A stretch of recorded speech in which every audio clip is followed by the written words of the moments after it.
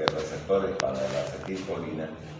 Uno que serían los nicotínicos, voy a poner una N aquí.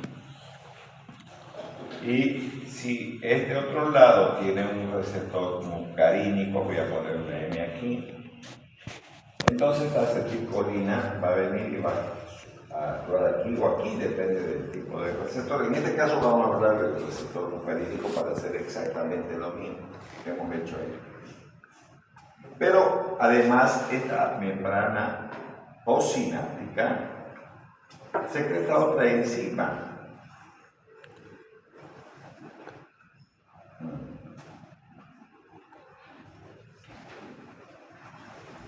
Entonces esa enzima llamada colinesterasa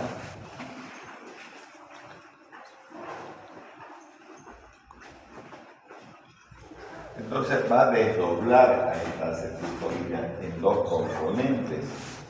Uno, el ácido acético o acetato. Recuerden que el ácido acético es el vinagre. Bueno, entonces va a generar el vinagre y por el otro lado va a desdoblar esta enzima y va a generar la colina. Entonces la colina se vuelve a utilizar aquí para volver a sintetizar eso es lo que ocurre.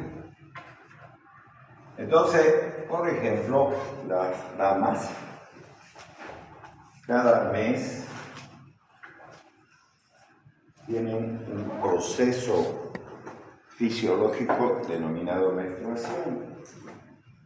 Y si les preguntan a ellas, entonces le van a mencionar que les duele las caderas y luego el bajo vientre.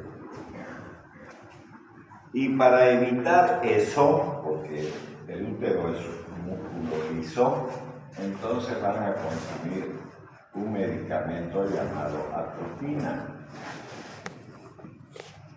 Esta atropina es un alcaloide de las solanáceas. Esta atropina, que viene su nombre de una planta llamada Atropa belladona, o sea, bella mujer quiere decir belladona, esa crema negra que vende. Hasta la cholita en carretilla venden, belladona. Lo vamos a separar aunque todos juntos para que sepamos bien. Bella, hermosa, donna, señora, en italiano. Entonces, las mujeres romanas se ponían esa sustancia a nivel de los ojos para dilatar las pupilas. Y según la historia irreal, no real, se veían más hermosas, es como ahora, ¿no? Hoy en día, digamos que hace la juventud como elemento importante, como lo ven. O sea, estoy hablando de la generación de ustedes, no de la mía. Entonces se hacen tatuajes, les encanta hacer ese tatuaje, de cualquier cosa, digamos. Puede ser una flor, puede ser alguna palabra, yo te amo, o las iniciales de algo, hacer un tatuaje. Yo no sé para qué se hace, porque destruyen su piel. Pero como lo ven hermoso, yo no lo veo nada hermoso, ¿no? Pero es la moda. Tampoco me voy a molestar por eso, porque cuando yo era joven, entonces tenía el cabello largo, pantalones con botapié ancho, ahora parecen maricas, digamos, con esos pantaloncitos apretados, digamos, ¿no? Un poquito más ya se terminan de menear ahí, ¿no es verdad? Y aunque ustedes no lo crean, yo tenía unos zapatos que tenían un taco de alrededor de 15 centímetros, o 17, así. Porque esa era la moda. y por eso yo no estoy renegando contra la moda, digo simplemente que hoy en día les gusta tatuarse. Antes eran solo los maleantes los que se tatuaban, o los que entraban al ejército, solo ellos. De ahí viene de la Mara Salvatrucha, no sé qué cosa. En Centroamérica todos los tatuajes. Hoy en día en todos los lados se tatúan y se creen letreros. Un día de eso le van a poner en su cola: se vende esta casa. Ahí, ¿no? O se alquila, ¿no? Ahí van a quedar más bonitos todavía. Entonces, estas mujeres se ponían esas cosas, esa sustancia, digamos, de la belladona en los ojos, y se dilataban las pupilas, era la moda. Pero en realidad, pese a que eso significa, no siempre eso fue así. Recuerden que hoy en día, ¿no?, el fútbol, aunque yo no sé para qué mierda miran el Real Madrid, el Barcelona, no sé qué cosa, no es nuestro, es de los españoles. Yo no sé para qué mierda miran esas cosas. Y todos se compran que la camiseta de Messi, no sé qué cosas más, ¿no es? Andan con sus letreros ahí. Entonces esa es la moda de hoy en día, esa. Pero en la época que ocurrió esto, eran los gladiadores, los tipos de la película, y obviamente lo hacían en un coliseo igual, como una cancha de fútbol. Entonces entre ellos se mataban. Incluso hay una película que se llama Gladiador. ¿Y qué hacían las mujeres en esa época? Se ponían eso en los ojos para dilatar la pupila. ¿Y cuándo se dilata la pupila? Cuando hay oscuridad. Si apagamos todo esto, de todo se va a dilatar la pupila. ¿Para qué se dilata la pupila? Para que entre más luz. Y al entrar más luz, mejor veo. Entonces, ¿qué pasaba en la época romana? Se ponían eso y se iban a tener relaciones sexuales con los gladiadores, porque esos sí que eran de verdad hombres, digamos. Porque el marica del César, ¿no?, por ejemplo, Calígula, por decir una cosa, era un marica, ¿no? Entonces todo afeminado. En cambio los otros eran verdaderos, digamos, con un físico muy importante. Entonces, para eso usaban eso, para caminar en la noche y que se dilate las pupilas. Obviamente no habían estas luces, eran antorchas las que habían en las calles y todo ese tipo de cosas. Estoy hablando de la época romana.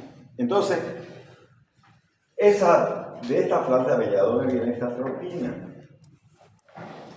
Entonces, esta atropina es un antagonista de este receptor.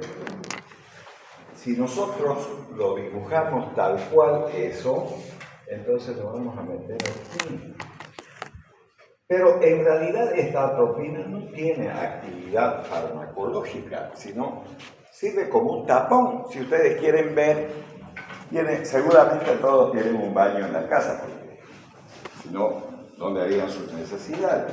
Y en ese baño hay un lavamanos, y ese lavamanos tiene un tapón, generalmente de color blanco o transparente, y lo ponen ahí para que el agua se llene y uno se pueda hacer las manos, la cara o lo que sea. Igual que en las lavanderías también le ponen un tapón, entonces no se sale el agua.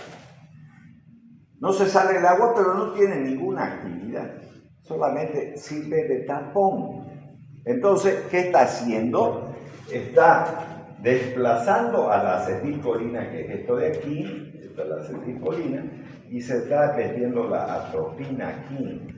La atropina entonces es un antagonista competitivo porque está compitiendo no por este receptor, sino por este receptor, por el muscarínico, no sobre el nicotínico. Entonces la atropina va y se mete ahí y no le deja actuar, porque ya está ocupando ese lugar. Y entonces podría cantarle hasta una canción, como dice, o hay una canción: otro ocupa mi lugar, ¿no ves? ¿Listo? Ya, listo. Entonces eso es lo que ocurre. Entonces, si a alguien le está doliendo el bajo vientre porque tiene un ciclo menstrual que está produciendo eso, se toma atropina o derivado de la atropina, se va a situar en ese receptor y va a generar lo que tenemos aquí como antagonismo competitivo. Por eso dice se produce cuando una droga de estructura semejante. ¿Qué significa eso? Recuerden que no son estos dibujos, esto es para aprender. es estructura clínica, todos son estructura clínica. Por eso dice aquí, ¿no? Semejante a una droga agonista, se fija en los receptores de actividad, pero siendo inactiva, o sea, esta de aquí es inactiva, funciona como un tapón nada más en el receptor. Entonces, no, es inactiva de por sí, no produce respuesta e impide que se fije en dichos receptores. Fíjense, su respuesta es un puntito azul, y miren cómo estaba con la droga agonista, hay una actividad muy importante, pero aquí no hay. ¿Por qué? Porque es inactiva y funciona como un tapón, vuelvo a repetir, es exactamente lo mismo. Por analogía es eso. Entonces, ese antagonismo, ¿no es verdad?, evita esa actividad. Entonces, yo en una receta no podría poner acetilcolina por un lado y atropina en la misma receta porque obviamente va a ser contraproducente eso. ¿No es verdad? Y podemos mencionar varias cosas. Por decir, a ver, si yo llevo a una receta, podría poner, por decir, el salbutamol.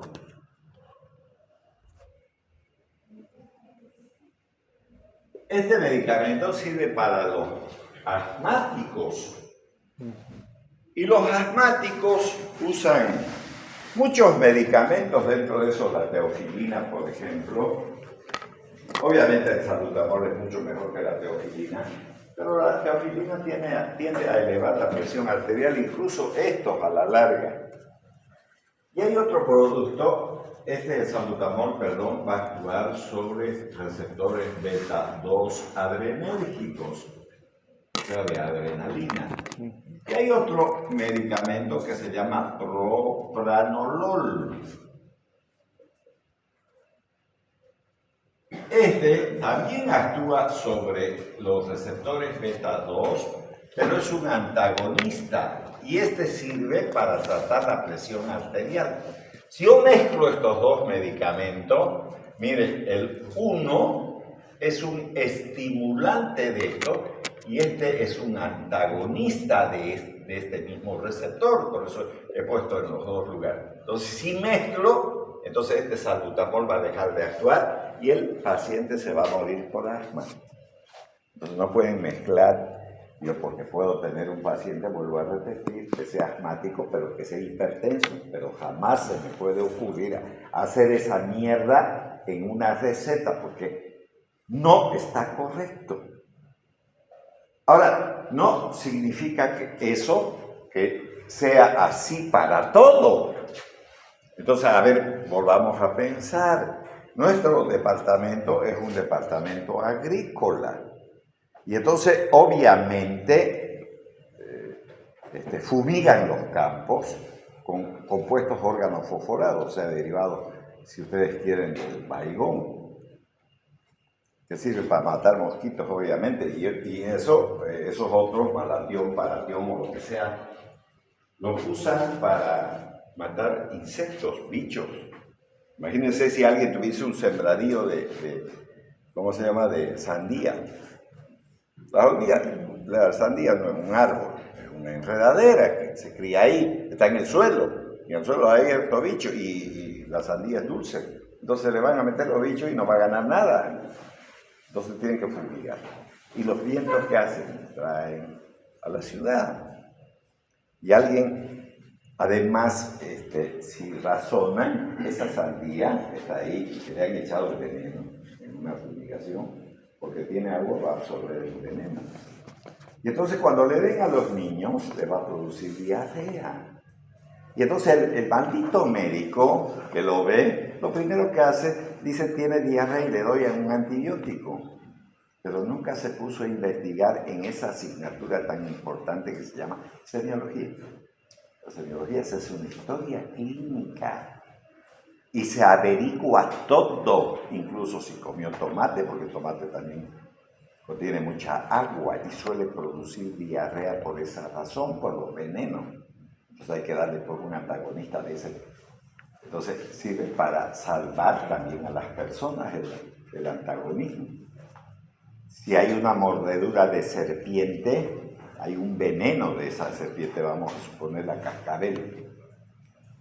Entonces, ¿qué tienen que ponerle? Un suero antiofídico, ¿no? A veces el antagonismo es útil, pero también puede anular nuestra receta. Entonces no es nomás a mezclar lo que le parece. Por eso es que la peor cagada que puede existir en la tierra es que alguien vaya a la farmacia y se compre lo que le dé la gana, porque probablemente está tomando un medicamento que es antagonista del otro, ¿no? Entonces eso tiene que saber el médico, no otra persona, porque los médicos son los únicos que pueden recetar de acuerdo a la ley. Pero aquí receta medio mundo. Hay enfermeras, recetan. Hay farmacéuticos, recetan. Hay bioquímicos, recetan. No, el único que tiene derecho de recetar, el médico, el odontólogo y el veterinario. Nadie más en este país. Entonces, fíjense, en este caso, de ese antagonismo competitivo, ustedes pueden ver, aquí está la droga agonista, produce un efecto.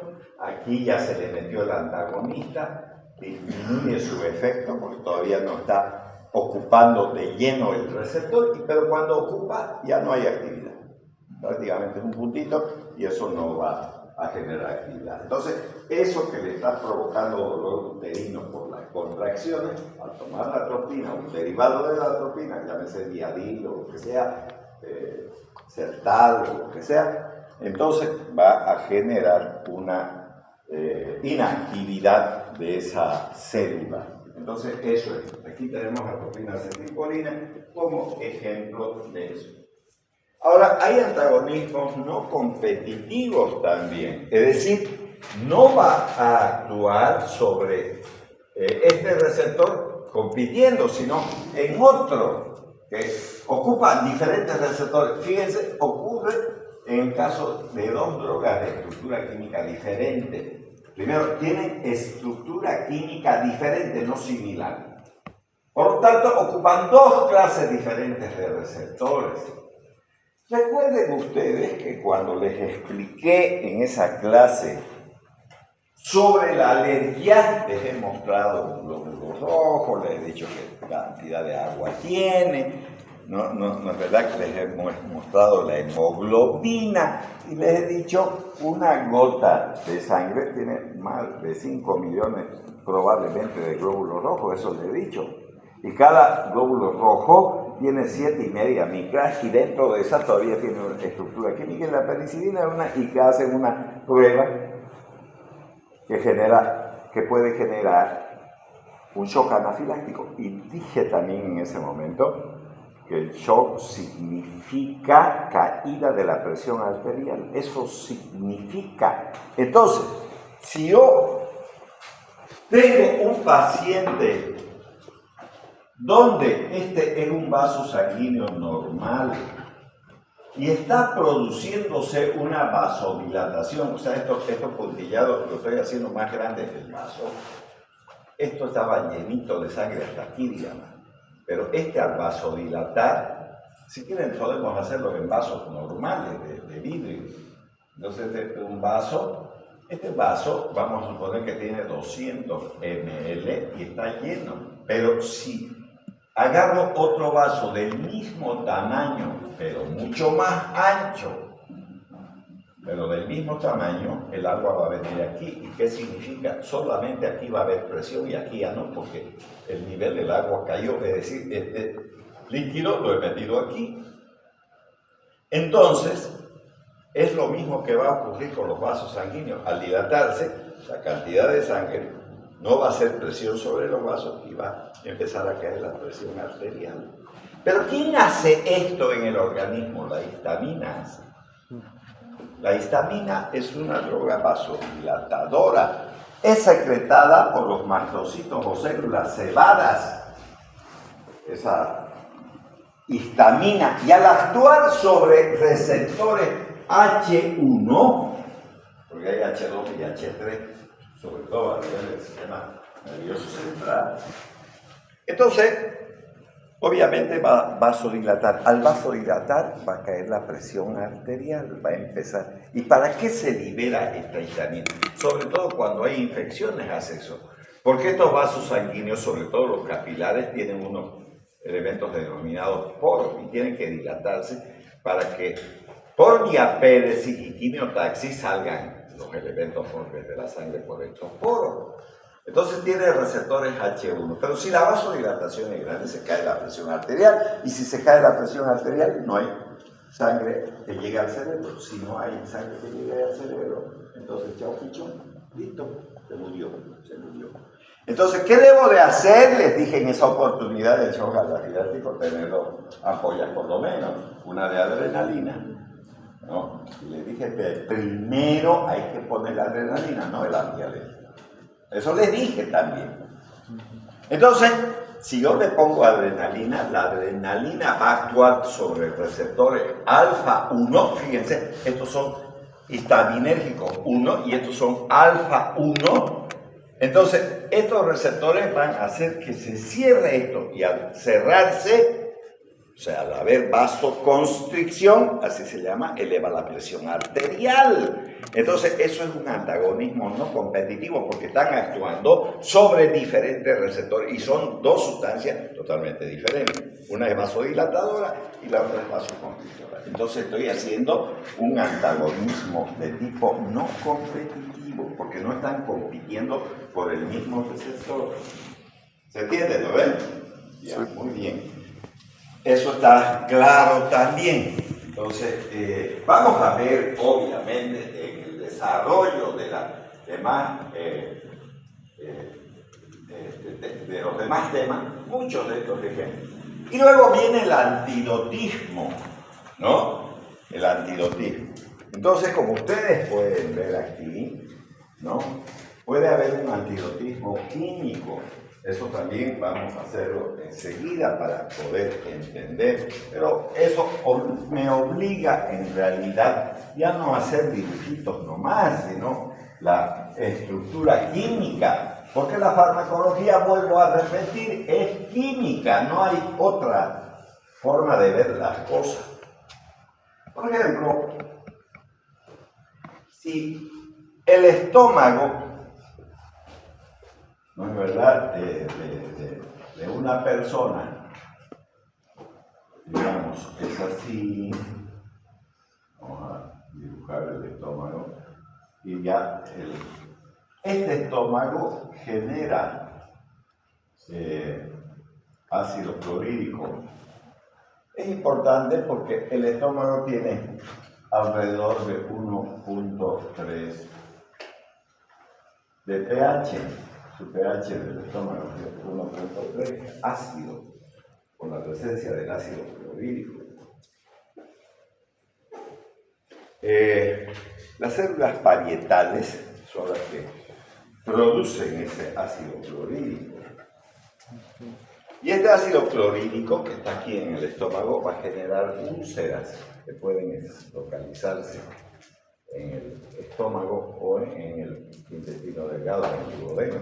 Por eso se llaman úlceras gastroduodenales. Entonces yo podría utilizar el bicarbonato, entonces obviamente tengo que escribir bicarbonato. Ya, entonces eso es desde el punto de vista, ¿no es verdad?, cómo se entiende bicarbonato, pero como esto no es bicarbonato solo, entonces le vamos a asociar bicarbonato de sodio. Entonces ya ahí tenemos el bicarbonato de sodio. Ese bicarbonato de sodio, llamado, si ustedes quieren, alcacer, sereno, sal de frutas, no sé qué más, recibe nombres comerciales, ¿no? Entonces va a servir para que se genere una reacción química entre el bicarbonato y el ácido clorhídrico. Y entonces este ácido clorhídrico más entonces HCl Cl ya está el ácido clorhídrico. Va a dar como resultado, ¿no?, esta combinación química que no tiene nada que ver con los receptores, una acción química directa, la pueden hacer en el laboratorio, no hay problema. Entonces, este ácido clorhídrico va a formar cloruro de sodio. O sea, el cloruro de sodio es sal, más, porque estoy mezclando esto con esto. Entonces, más, ¿no?, agua, más CO2, ¿no? Entonces, cuando alguien toma este elemento, eructa porque elimina este dióxido de carbono, ¿no? Entonces, fíjense, ahí se ha realizado una reacción química. Se ha realizado una reacción química que tenemos aquí con el nombre de alquerotismo químico, el bicarbonato de sodio y el ácido clorhídrico. Eso es lo que va a ocurrir, ¿no ven? Y no hay receptores, es solamente una reacción química que pueden realizarla en el laboratorio. Entonces, ¿eso es lo que tenemos ahí? ¿Sí o no? Ya, muy bien. Entonces, pero también hay un antidotismo farmacológico. Por ejemplo, si alguien bebe alcohol, cuando estoy diciendo alcohol, puede ser que haya tomado una cerveza, un ron, whisky, lo que sea, pero todo eso es alcohol. Depende de los grados alcohólicos que tenga esa bebida. Entonces, si alguien llega medio borrachito y quiere entrar a la clase, los compañeros van a decirle, mira, te vamos a dar una taza de café, porque si no va a quedar en ridículo ahí, digamos, ¿no? Puede ocurrir esa eventualidad. O sea, aquí tenemos el alcohol y aquí tenemos la cafeína. La cafeína, obviamente, ahí con el café, eso podemos también mejorar. Este está medio borracho, así que hay que darle un poco de café para que medio componga, digamos, ya está. Entonces podemos tener un antagonismo farmacológico, pero hay altos antagonismos farmacológicos, no le digo que hasta las mordeduras de serpientes, como el de la cascabel, si ustedes la coral, lo que sea, que son obviamente serpientes venenosas, que ponerle un antídoto, y eso es el suero antiofílico. También se puede utilizar para las arañas, por ejemplo, la viuda negra, o los escorpiones. Incluso hace qué sé yo, como 2, 3, 4 meses se ha muerto una niña o algo así por la picadura de un escorpión que tenían que traer del Brasil, porque aquí en Bolivia no hay nada, ¿no? Solamente hay problemas, nada más. Eso es lo único que tenemos, ¿no es verdad? Listo. Entonces, con eso hemos terminado todo lo que se refiere a la acción farmacológica, todos los conceptos generales de la acción farmacológica. Y todos los medicamentos deben de tener, casi todos, no siempre todos, un origen. Entonces eso se llama farmacognosia. Después tiene que tener obligatoriamente una acción. Y la acción es una obligación de nosotros los médicos saberla, porque si usted da un medicamento, ¿para qué lo da? Para que tenga una acción. Si no sabe eso, mejor no recete. Hay un dicho médico, ante todo no hagas daño. Si yo no sé, mejor no me meto a medicar, porque no está correcto. No está correcto. Entonces, está correcto cuando yo sé lo que voy a dar. Entonces, y sé los efectos que le va a producir. Incluso yo puedo conversar con el paciente y decirle esto le puede ocurrir, porque siempre hay efectos adversos. Y no tome más de lo que yo le digo, porque si no va a tener serios problemas. Ya, ese es un punto, la farmacodinámica. Pero el día de hoy vamos a ver el tercer punto, número 1, farmacognosia, número 2, farmacodinámica, número 3, farmacocinética. Farmacocinética. Esta farmacocinética, la palabra cinética significa movimiento. Y entonces, si en este punto queda farmacodinámica, ¿qué hace el fármaco con respecto al organismo humano? O sea, es la acción de este medicamento sobre el organismo humano.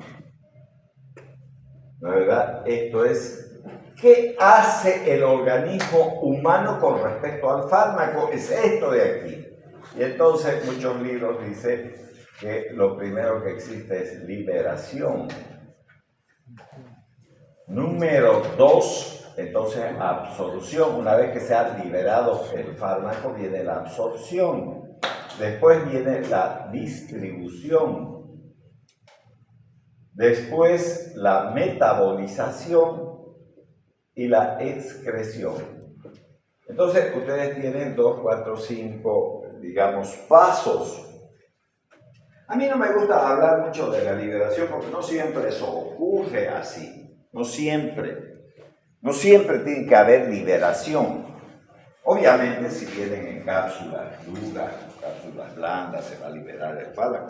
Pero, por ejemplo, puede venir en ampolla y ustedes se lo meten y no hay tal liberación, pero sí hay absorción que por la vía intravenosa o la vía subcutánea, en el caso de la adrenalina, por ejemplo. Entonces, vamos a ver esa farmacocinética que comprende esos pasos que le he puesto ahí en la pizarra.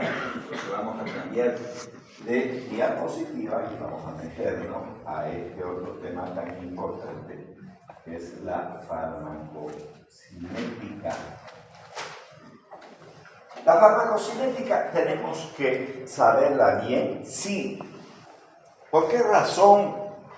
Porque se supone que no son personas normales, ninguno de aquí probablemente, digo probablemente porque no conozco la vida de cada uno de ustedes, ni soy médico de ustedes, ni nada de eso. Entonces, yo supongo que todos son normales. Y la gente normal no tiene por qué tomar ningún medicamento, ninguno. Porque todo el organismo lo puede hacer. Si hay una necesidad de que caiga uno enfermo, entonces sí debe de recibir una medicación. Obviamente, la que decida, en muchos casos, el médico y en muchos casos, entre el médico y el paciente, porque yo puedo decir, no, a mí no me recete, digamos, Ingestal, porque me duele mi cola y es mía la cola, no la de usted. Entonces, yo quiero que me den nomás por vía oral y ya está, se acabó. Hay otros que dicen, no, yo quiero que me pongan una inyección y así me olvido de estar tomando y ya está. Entonces, es una decisión de la forma de presentación que va a recibir ese paciente, pero lógicamente cuando hablamos de absorción, vamos a referirnos en gran amplitud, ¿no es verdad? Bastante amplia la exposición sobre qué elementos participan de ese proceso absortivo. Y vamos a ir enumerándolos porque esas condiciones que tiene que tener el fármaco son muy importantes para que se pueda absorber. Que quede claro, no siempre hay fármacos que se necesitan que se absorban. No siempre.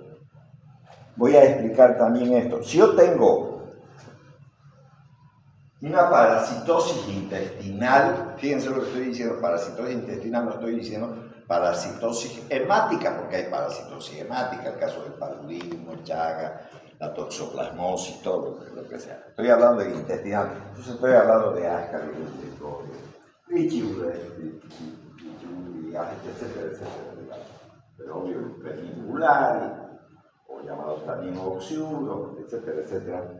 Entonces yo no necesito mucho que esa droga se absorba.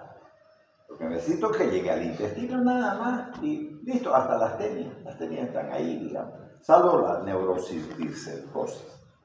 Entonces no necesito que se absorba y yo lo que necesito es que mate el bicho, nada más, listo, se acabó el problema, ¿no es verdad? Y obviamente lo elimino. Pero en otros casos necesito obligatoriamente que se absorba porque la situación de ese paciente hace que ciertos tejidos del organismo, que podría ser pulmón, hígado, vaso, lo que sea, está afectado por ese problema. Entonces, aparece un primer término para poder entender esa farmacocinética y podemos determinarla como la transferencia. Porque para que interactúe con mis células esa sustancia química denominada fármaco, necesito que se transfiera. Por ejemplo, yo puedo transferirle dinero a él. ¿Qué le estoy dando? Dinero. Entonces, para que mis células interactúen con el fármaco, debe haber transferencia, ¿no? Y esa transferencia, entonces dice aquí, para que los fármacos se pongan en contacto con los receptores, ya hemos hablado de los receptores, a una concentración adecuada para producir su acción, a una concentración adecuada. ¿Eso cómo se llama eso? Dosis. No, y esa dosis no debe de ser modificada, solo por el médico tiene que ser modificada, pero la gente no debe de hacerlo, porque si le da de menos no va a tener acción, si le da de más puede tener intoxicación y ya está. Entonces, ¿no? Es necesario que la droga penetre al interior del organismo, porque si la voy a tener en el modular, en la mesa, lo que sea, ¿cómo va a tener acción? Tiene que ponerse en contacto conmigo, si no, no pasa nada, porque yo soy el enfermo. Entonces, en forma suficientemente rápida para exceder los procesos de biotransformación. Fíjense, debe de absorberse de manera rápida. ¿Por qué? Porque ya también mencioné en algunos casos, si es muy lenta, entonces puede metabolizarse rápidamente o eliminarse rápidamente y entonces no va a ser igual efecto. Entonces tiene que ser lo suficientemente rápida para que pueda tener una actividad muy importante. Entonces, uno de los puntos de la farmacocinética, que es la absorción, es muy importante y eso vamos a ver incluso segmento por segmento del aparato digestivo, y también vamos a ver, ¿no es verdad?, las aplicaciones que tenemos por vía parenteral cuando usamos agujas, ¿no? Entonces, por lo que la transferencia comprende los procesos de absorción, distribución, biotransformación y expresión. Entonces, esta absorción tiene que ser lo suficientemente rápida para entrar al organismo, que el organismo distribuya ese fármaco. No puede quedarse eternamente en el organismo, aunque existen los de acción irreversible, ¿no es verdad? Entonces, esta biotransformación es importante y obviamente la expresión, la eliminación del fármaco. Obviamente la vía renal es la más importante, pero no es la única. Por ejemplo, los anestésicos inhalatorios se absorben por el pulmón y se secretan por el pulmón. No vayan a creer que solamente el riñón y listo, y se acabó la cosa. Entonces ustedes pueden tener vías de administración, o sea, por dónde voy a administrar el fármaco. Lo puedo hacer por vía rectal, lo puedo hacer por vía oral, por vía sublingual, por vía enteral, por vía intramuscular, intravenosa, subcutánea, oftálmica, óptica, peridural, vía intraarticular, si requiere el caso. O sea, hay varias vías y eso obligatoriamente el médico debe de decir, ya sea en la historia clínica, porque vuelvo a repetir, la enfermera no tiene que poner nada, tiene que escribirlo el médico o hacerlo escribir si tiene su ayudante, que generalmente, digamos, en este caso, podría ser un interno, por ejemplo. Entonces, es importante que nosotros tengamos eso claro, esas vías de administración. Y también las vías de administración que nos van a hacer, ya les dije, obviamente no había todo este montón, había una sola persona que creo que pasé ese día a clase, con una persona, a mí yo debería decir así honestamente, si viene una persona, paso clase con esa persona. Y si no viene nadie, igual lo doy por avanzado el tema, no me vuelvo para allá. A mí eso no me importa. Si hay 50, 100, bienvenidos también. No hay ningún inconveniente con eso. Entonces, yo, como les decía, creo que pasé con una sola persona y he estado hablando sobre la actividad práctica. La primera, creo que ya la semana que viene, porque esta semana más vamos a dejar que se inscriban, ya vamos a empezar la actividad práctica. La primera práctica se llama receta, la segunda se llama formas farmacéuticas y la tercera ya empieza la actividad de cada uno de ustedes con ustedes. Bueno, esas formas farmacéuticas son las que van a determinar, fíjense aquí, estamos usando un colirio, o sea, unas gotas oftálmicas. En este caso, estamos usando una jeringa. Lo mismo aquí. Sin embargo, aquí estamos usando la boca y aquí, aunque sea la boca, estamos poniendo la tableta debajo de la lengua. Y aunque sea también una vía oral, no se va a quedar ahí, va al intestino y entonces es una vía enteral. Entonces, esas vías son importantes especificarlas en algunos casos en la misma receta. Por ejemplo, si alguien tiene angina cardíaca y le doy dinitrato de isosorbide, le voy a poner debajo de la lengua y le voy a decir, usted se va a poner debajo de la lengua, no se lo va a tragar, ahí va a poner. ¿Listo? Y se va a absorber sorbide y usted va a sentir mejor. Entonces, ¿quién está diciendo eso? El médico. Entonces, tenemos que saber esto, sí, tenemos que saber. Bueno, entonces, absorción. Entonces, ¿qué denominamos absorción? Al pasaje de los fármacos desde el exterior, lo tenemos, digamos, ¿no? Desde el exterior del organismo a la circulación. Lo importante es que llegue a la circulación, en muchos casos. En otros, vuelvo a repetir, no necesariamente. ¿No? Ya. Entonces, las vías de absorción son los lugares de penetración de los fármacos, mientras que las vías de administración de los medicamentos son los lugares por donde se suministra ese fármaco. Entonces, hay una diferencia, ¿no es cierto?, entre vías de absorción y vías de administración. Entonces, cuando nosotros hacemos una historia clínica, tenemos que hablar sobre todo de las vías de administración, porque ¿quién va a administrar el fármaco? La enfermera en un hospital. Y si se trata de un paciente particular, peor si se trata de un niño, ¿quién va a administrar el medicamento? La madre va a administrar el medicamento. O va a llevar a que le administre, porque puede ser que sea por vía intramuscular, por ejemplo, y ninguna madre tiene por qué saber poner una inyección intramuscular. La llevará a una enfermería, lo que sea, digamos, para poder. Entonces, eso tiene que estar especificado. Aplíquese este medicamento por vía intramuscular una vez al día, 2 veces al día, 3 veces al día, 4 veces. Eso tiene que poner el médico, le guste o no le guste. Ya está. No hay forma de evitar. Entonces, vías de administración pueden ser inmediatas. Entonces, ahí no se usa agujas hipodérmicas. Por eso dice aquí sin extracción de la piel. O sea, no vamos a penetrar con el medicamento al interior del organismo usando una aguja hipodérmica.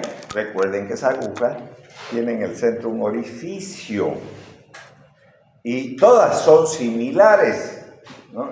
Llámese mariposa, aguja intravenosa, intramuscular, la misma aguja. Entonces tiene un orificio para que pueda fluir el contenido de la ampolla, ¿no? Entonces, si no hay extracción de la piel, por ejemplo, se puede utilizar la vía vaginal. ¿No es verdad? Si hay infecciones a nivel de la vagina, entonces no está usando una aguja, está usando un óvulo, por ejemplo, o un supositorio vaginal, lo que quieran ustedes llamarle. Entonces, por esa vía. También la vía conjuntival, donde han dicho que se le ha aplicado al ojo, la vía óptica, dérmica, etcétera, etcétera. Ninguna de esas vías ocupan agujas, no hay agujas, no hay. Entonces, sin embargo, las vías inmediatas, tengo una inmediata actividad médica para que el fármaco haga lo más rápido posible su actividad. ¿Por qué? Porque trabajo en una emergencia, si no se me va a morir el sujeto. Entonces no puedo estarle dando por vía oral, poniéndole una cremita. No vamos a mejorar, tenemos que buscar un medicamento que se use por vía intravenosa. Desde un suero puede servir, porque si ha tenido una hemorragia, entonces está perdiendo sangre y si, aunque sea con agua, tenemos que resolver lo que quieren que le digan. Entonces eso tiene que hacerlo por vía intravenosa. Entonces son las vías parenterales con extracción de la piel, por ejemplo, la subcutánea, intravenosa, intramuscular, raquídea, subdural, etcétera, etcétera. Como ustedes pueden ver, entonces ya hemos dividido dos campos grandes. Una de acción, digamos, inmediata y otra de acción inmediata. Ya está. Ahora, mecanismo general de la absorción.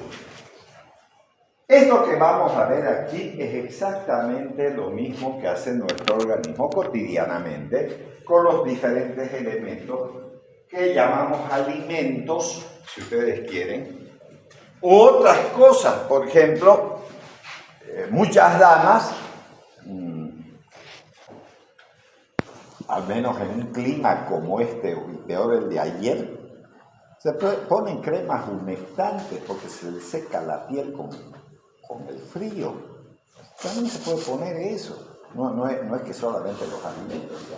Entonces, tienen que atravesar esos medicamentos las membranas. Las membranas que la droga debe de atravesar están representadas por el epitelio.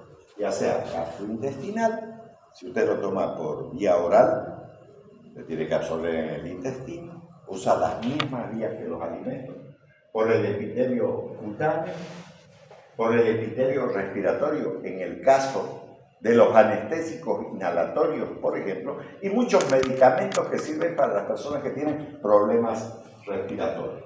El endotelio capilar y la membrana celular plasmática, que es la barrera principal. Y eso, lógicamente, para que un fármaco se absorba, hay mecanismos de transporte, ya sea estos pasivos o activos.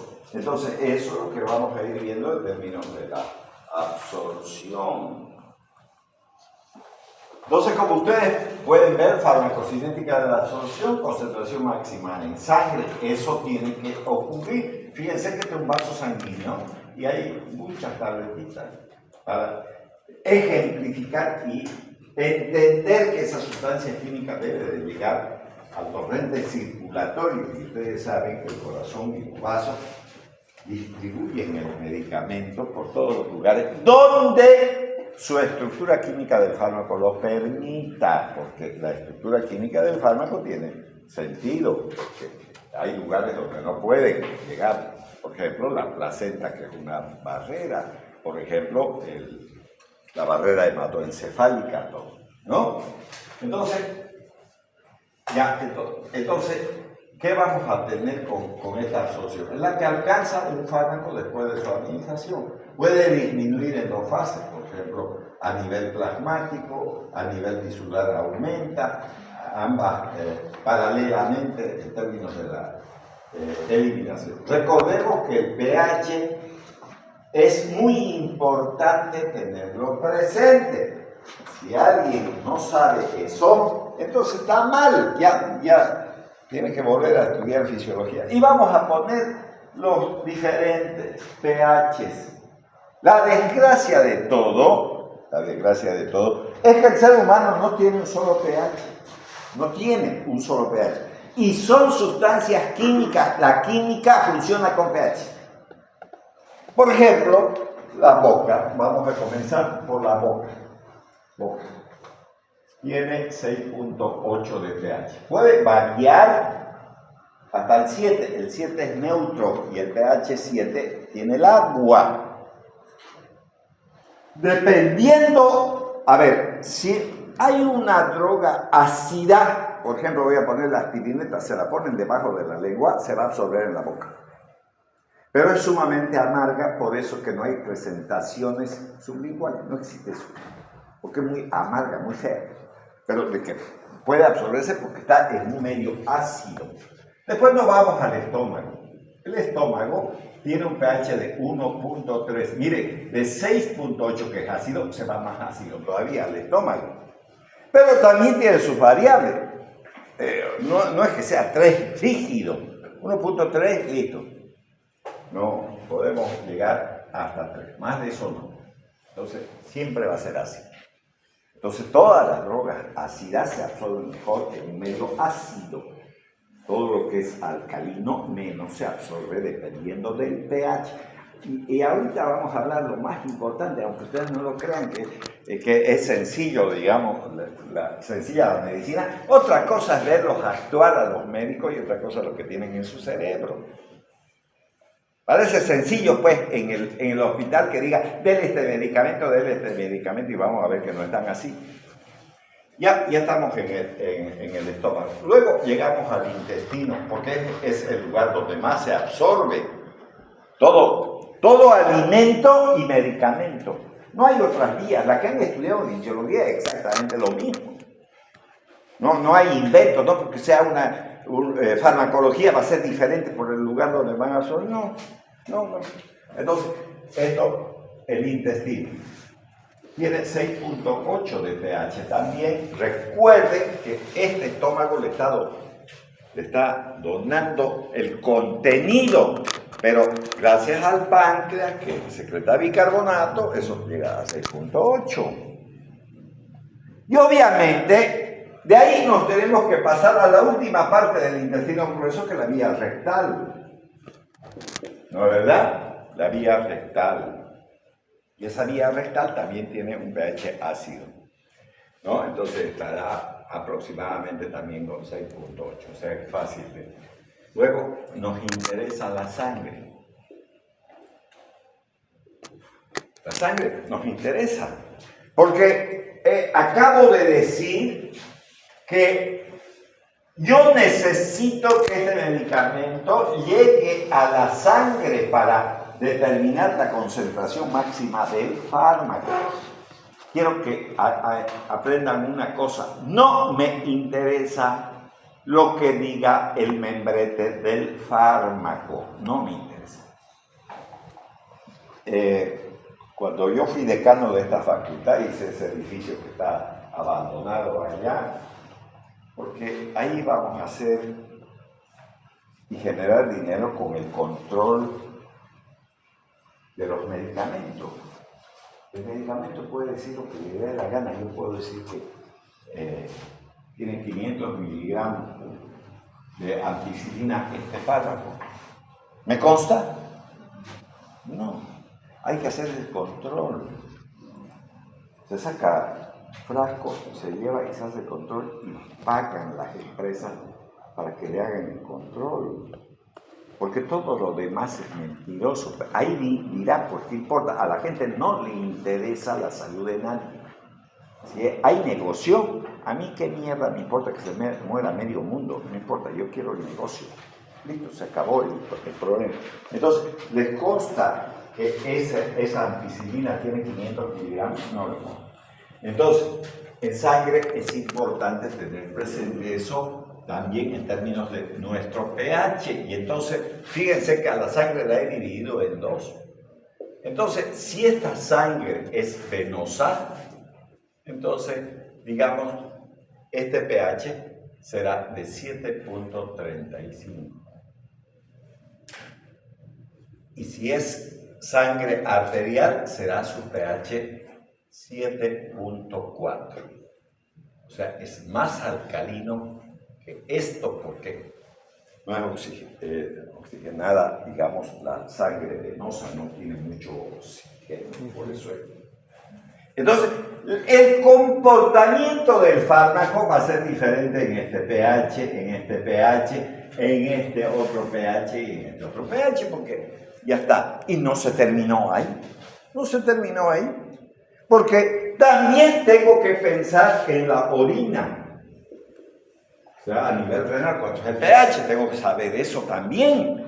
Porque si no sé, estoy listo. Entonces, normalmente el pH de la orina es ácido 5.5, hasta 8 puede llegar el pH de la orina de manera normal. Entonces, como ustedes pueden ver, hay una gran variable, 6.8, 1.3, 7.35, 5 hasta 8.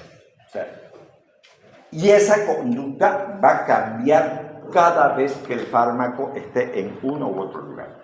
Y ustedes dirán, ¿para qué mierda vamos a aprender esa huevada? Por ejemplo, voy a poner un ejemplo. Si un paciente es diabético y cae en coma diabético, tiene acidosis metabólica. Y si tiene acidosis metabólica, se volvió ácido. Así le pongan por vía intraarterial. Y al cambiar eso, cambia la conducta del medicamento, porque es una sustancia química. Entonces, no es lo mismo tratar a un paciente de una enfermedad donde no hay acidosis, o alcalosis, porque hay acidosis y alcalosis metabólica. Entonces eso va a variar y por lo tanto va a variar la conducta del medicamento. Debo de saber dónde va a ir un paciente que tiene acidosis metabólica. ¿Al mercado de la Ramada? ¿A la feria de exposición? ¿Dónde? A los hospitales, ¿no? ¿Y dónde van a trabajar ustedes? En los hospitales. ¿Sí o no? Entonces deben de saber obligatoriamente eso. Porque la dosis que puede ser para una persona aparentemente normal, en estos casos de acidosis o alcalosis, va a variar su conducta. Y si alguien es médico emergenciólogo, peor todavía, tiene que saber bien esto, ¿no? Y obviamente cuando digo saber bien, no es que lo mire al paciente, está con acidosis, no, pues hay que sacar muestra de sangre para llevar al laboratorio y obviamente nos van a informar cómo viene la cosa, porque adivinos no somos. Recuerden que la fisiología nos ha enseñado un término que se llama homeostasis, equilibrio del medio interno. Nosotros no sabemos ni siquiera los valores normales del medio interno, no sabemos ni mierda de fisiología. Y para ser médico hay que saber. Y no se confíe mucho en los parámetros que tienen los laboratorios tampoco. Entonces, por eso dice plasma 7.4, si arterial del estómago a 2, 1.3 a 3, la orina hasta 8, desde 5.5 para adelante. La mayor parte de la gente tiene una orina más ácida que ese 8. Entonces es importante tener presente. Entonces, las sustancias se absorben generalmente en estado de solución. ¿Por qué en estado de solución? No, yo no he tomado ninguna solución, yo he tomado una tableta. No, ninguna solución. ¿Qué tiene pues el estómago entonces? Tiene ácido clorhídrico, donde cayó la tableta al estómago. Y eso viene como líquido, por una parte, digamos, será el ácido clorhídrico, pues está inmerso en agua. Entonces, se va a volver una solución, le guste o no. Recuerden que incluso las heces fecales, que son productos del bolo alimenticio, ¿no?, son sólidas cuando la persona está normal. ¿Por qué? Porque el colon absorbe el agua. Para eso sirve el colon, no sirve para otra cosa. Todo lo demás es líquido. Cuando llega al colon, o sea, tenemos el ciego, el apéndice, colon ascendente, transverso, descendente, sigmoideo. Esto ya no se va secando, va absorbiéndose el agua, ¿no? Entonces, eso es lo que tenemos que tener presente. Entonces, está en un estado de solución y en un estado gaseoso por vía pulmonar. Recuerden que hay anestésicos generales inhalatorios, comenzando por el éter, halotano, fluorano, sevoflurano, lo que sea. Son líquidos volátiles, se vuelven gases, como el gas licuado. Cuando uno agarra una garrafa, hace así, parece que tuviera líquido. No tiene líquido, tiene gas. Y obviamente estos anestésicos, cuando ven, está líquido, pero cuando se abre eso, se vuelve gas. Ya está. Entonces, tenemos que pensar en la vía pulmonar. Y no solamente por esa razón, vamos a ver que hay fármacos en aerosoles, por ejemplo. Esos aerosoles sirven para que resuelvan sus problemas asmáticos. Ya está. Entonces, eso es importante. Y entonces, en este mecanismo vamos a tener dos tipos de transporte, el pasivo y el activo. transporte pasivo y también transporte activo. Bien, entonces aquí nosotros tenemos en esta gráfica una imagen que nos está mostrando el mecanismo de transporte. Y ustedes pueden observar que esta es una célula porque todo este dibujito que está aquí, aquí, aquí y aquí está representando a la membrana celular. Y fíjense que aquí, por ejemplo, no está usando esta estructura que es un canal, o un poro, si ustedes quieren. Entonces, se llama difusión simple. ¿Qué elementos atraviesan las células? O sea, sus membranas celulares, que eso me interesa, digamos. Sin gasto de energía, los gases. Todas nuestras células usan gases, ¿no? ¿Cuál gas? Entonces, el que usa el oxígeno. El oxígeno se pasa, listo, sin problema.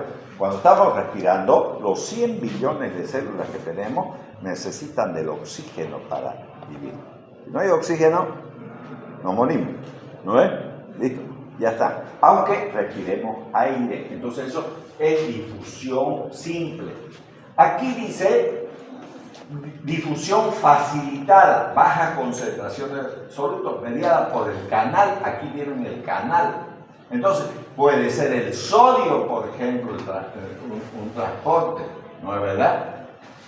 Pero también hay un transporte activo. ¿Por qué se llama activo? Porque estamos usando adenosín trifosfato y el adenosín trifosfato, no es verdad, es energía. Entonces, no todos los elementos pasan porque les da la gana. Entonces, hay elementos que tienen que pasar, obviamente, con gasto de energía. Con gasto de energía. Muy bien, entonces, bien, hay una hojita que está circulando por ahí de asistencia, vayan pasándola porque el otro día se quedó esa hoja aquí porque tarda mucho. Ya, entonces, en este otro cuadro, como ustedes pueden observar, entonces estamos haciendo esa división, el transporte pasivo. Entonces, fíjense que es importante, ¿no es verdad?, tener en cuenta para que un fármaco se absorba. Entonces, un primer elemento que hemos visto. Ese primer elemento, ¿no?, se llama pH. ¿Sí? ¿Varía el pH? Sí. ¿Puede o no haber absorción? ¿Puede o no? Ya, listo. Entonces, pH, número 1, pH. En segundo lugar, a favor de un gradiente de concentración, es decir, a mayor concentración de ese elemento, entonces pasará más. Entonces la concentración tiene que ver. Si no hay una adecuada concentración, no hay pasaje. ¿No? Este pasivo no necesita de energía y se realiza por vía paracelular o transcelular. Y entonces, para que ocurra eso, entonces debe de existir, número 3, la liposolubilidad. ¿Por qué? ¿Por qué tienen que ser liposolubles los fármacos? Porque la membrana celular es una membrana lipoproteica, entonces yo necesito que sea liposoluble. En cambio, el transporte activo puede ocurrir en contra de un gradiente de concentración. Es decir, si en un lugar de esa membrana hay demasiado sodio, igual puede salirse el sodio también, pero obviamente lo va a hacer en contra de ese gradiente de concentración. Puede ocurrir eso. Entonces, eso necesita energía. Fíjense, necesita energía y se realiza por vía transcelular. Entonces, las células trabajan en ese sentido. Entonces, dos cosas importantes, ¿no es verdad? El transporte pasivo y el transporte activo. El transporte pasivo no gasta energía, pero necesita de esos elementos para que se pueda absorber, y el transporte activo va en contra de un gradiente de concentración y sí necesita energía, que nace de adenosín trifosfato o ATP, como lo conocemos. ¿Qué ha cambiado de la fisiología? Absolutamente nada. Se usan los mismos procesos que se ha visto en la fisiología. Entonces, el transporte pasivo es el movimiento de sustancias a través de la membrana, siguiendo las leyes físicas, ya sea por diferencia o gradiente de concentración, potencial eléctrico, porque recuerden que hay canales iónicos activados por voltaje, presión hidrostática, gaseosa, osmótica, y entonces vamos a tener dos elementos importantes: la difusión simple, que es el gasto de energía, y la filtración. Recuerden que el órgano más importante de la filtración es el riñón. Recuerden que la unidad funcional renal, esta unidad funcional renal, entonces tiene este glómero. Y aquí se lleva a cabo la filtración. Después, obviamente, viene un sistema tubular, túbulo contorneado proximal, el asa de Henle, túbulo distal, etcétera, etcétera. Aquí se realizan otros dos procesos. No es verdad, ya no la filtración. Por un lado está ¿la qué? La reabsorción. La reabsorción, muy bien. ¿Qué más? Y la secreción. Y la secreción. Esas son las tres funciones renales. Bueno, ahora estamos hablando de la filtración. La filtración va a permitir, obviamente, que pasen sustancias que tienen bajo peso molecular, ¿no? Y condiciones adecuadas del pH y de la liposolubilidad. Entonces aquí tenemos el transporte pasivo. Entonces vamos a tener la difusión simple, por ejemplo, el CO2, hace un momento hemos hablado del oxígeno. El oxígeno también pasa sin problema, por difusión simple. Difusión facilitada, por ejemplo, aquí tenemos un hexágono. Ese hexágono representa a la glucosa. La glucosa. Cuando nosotros consumimos glucosa, no estoy diciendo sacarosa, la sacarosa es el azúcar de mesa, pero eso, gracias a las enzimas, se van a transformar en glucosa, o si comen una fruta, la fructosa, y eso entonces va a pasar por difusión facilitada. Quiere decir que hay unas proteínas que cubren esto, ¿no? Y la transforman en liposolubles para que pueda entrar al organismo. Entonces esa es la difusión facilitada, ¿no? Ahora, la difusión por canales, ¿no? Como puede ingresar el sol. Pero en ningún caso de estos que están aquí, ¿no? Se necesita el gasto de energía. No hay gasto de energía. Por eso se llama transporte pasivo. 5 minutos más y no más. Entonces, difusión simple. ¿Qué es la difusión simple entonces? El pasaje de sustancias visualizadas. Y gases también, porque tenemos que hablar de los gases, porque, vuelvo a repetir, se puede tratar de pulmón, y hemos hablado de la difusión simple, oxígeno, dióxido de carbono, ¿por dónde entra y sale? Por la nariz, por la vía respiratoria. Ya está. ¿No? A través de la membrana como consecuencia de un gradiente de concentración a ambos lados. Existe pues un gradiente de presión osmótica para la solución y una presión parcial de los gases para lo que obviamente estamos hablando en este momento, ya sea oxígeno o dióxido de carbono. ¿No es verdad? Y lógicamente esas vías van a ser utilizadas por los anestésicos generales inhalatorios, ya, porque también hay anestésicos generales intravenosos. Eso también hay que tener en cuenta, por eso estoy recalcando en ese sentido. Entonces, por lo que la velocidad de ese transporte también va a depender de ¿qué? De la constante de permeabilidad de la membrana. A ver, ¿cuánto es permeable esa membrana para que pueda atravesar? Por el coeficiente de partición hemos puesto liposolubilidad aquí.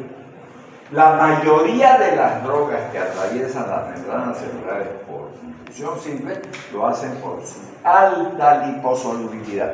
Si no son liposolubles y son hidrosolubles, no pasarán así nomás, ¿no? Ya que los poros de las membranas, miren, apenas de 0,4 nanómetros hasta 0,7 nanómetros pueden medir, digamos, los poros de la membrana celular. Y estoy hablando no de una membrana celular específica, sino de los 100 billones de células que tiene nuestro organismo. Entonces, es importante recordar el pH. la liposolubilidad, el gradiente de concentración también es importante tenerlo presente. Recuerden, y vuelvo a decirles, todos estos dibujitos que han visto es para facilitar nuestro aprendizaje, pero en realidad son reacciones químicas que ocurren en nuestro organismo. De eso es lo que quiero que comprendan y entiendan. Entonces, la mayoría de las drogas que son ácidos o bases débiles están parcialmente ionizadas. ¿Qué significa ionizada? Que atrapan un hidrogenión. Eso significa las no ionizadas no tienen ese hidrogenión, se desprenden de ese hidrogenión. Pero si lo agarran, se ionizan. Y ahí está diciendo que no están todas ionizadas, sino dice parcialmente. Ya. En general, la forma, fíjense, no ionizada, no, que no tiene ese elemento llamado hidrogenión.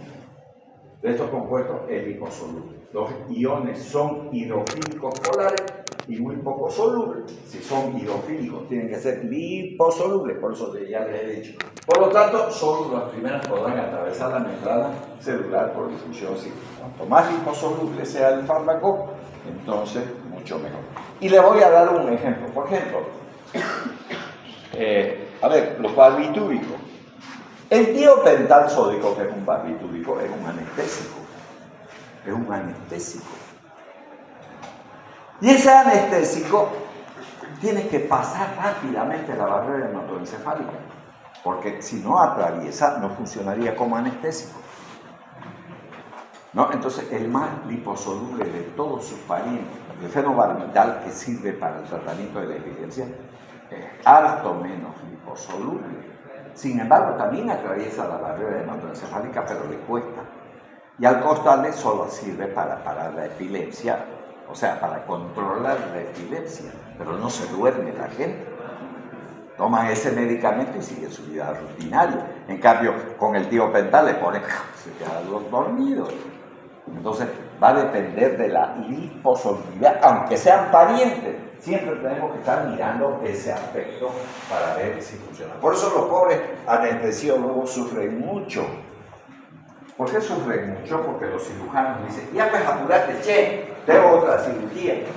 Carajo, si yo no soy la droga, pues yo no soy el medicamento. Esperen, que haga efecto. ¿Acaso yo soy el medicamento? Aunque se lo pongan en déjalo. Tienen que pasar a diferentes lugares y tienen que generar un efecto. Acabo de decirles. No es que el fenobarbital, digamos, que sirve para la epilepsia, no se pueda poner en vena, pero no le va a hacer dormir. El tiopental sí, porque es mucho más liposoluble. Entonces, el uno se va a absorber más rápido y es problema del anestesiólogo. No es problema del anestesiólogo, es problema del medicamento, de su estructura del medicamento. ¿Entienden? Entonces, yo tengo que entender eso. Para poder decir, incluso les voy a decir una cosa, cuando existe depresión, cuando veamos antidepresivo, no prometan que al día siguiente va a salir de la depresión. No. ¿Quién dijo eso? 2 semanas tiene que tomar el medicamento. ¿Y saben por qué eso es importante que te estoy diciendo? Porque el paciente deprimido no puede, bajo ningún motivo, administrarse su medicamento. Pero si es un adulto, no puede. Porque el paciente deprimido, que es en línea general así rapidito, es una persona que no quiere vivir. Dice, ¿para qué mierda sirvo? Debo dejar de desaparecer de eso es depresión. Entonces, si usted le da los medicamentos, no le va a dar uno, porque con uno no se va a resolver, ya te he dicho que son varios días, se lo toma todo el rato y se termina de matar, porque ese es su objetivo. Entonces tiene que haber otra persona que le dé. Y hay que esperar 15 días para que recién se manifieste el efecto. No vayan a creer que la cosa es así, rapidita. No es. En muchos medicamentos es así. En otros, obviamente, en el caso de la adrenalina, 20 segundos ya está, digamos. Otra cosa, mucho más liposoluble. Muy bien, nos vamos a ir retirando. No se olviden de mi papel.